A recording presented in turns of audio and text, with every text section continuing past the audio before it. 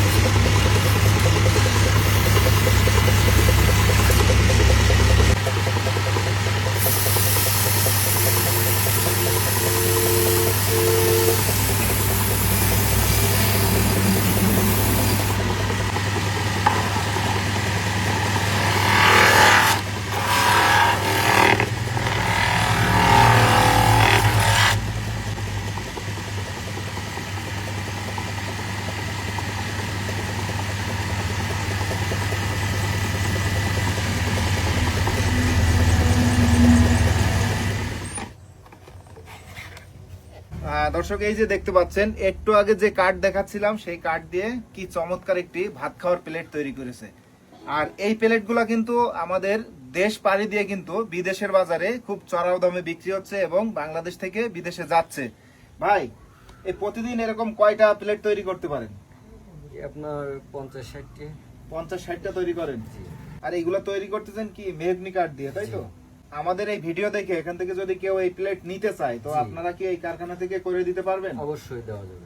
তো এরকম প্লেট যদি কারো প্রয়োজন হয়, কেউ যদি আপনারা নিতে আগ্রহী হন, তাহলে অবশ্যই এই শাহিন ভাইয়ের সাথে যোগাযোগ করবেন। ভাইয়ের নাম্বারটি আমাদের ভিডিওতে অবশ্যই দেওয়া থাকবে।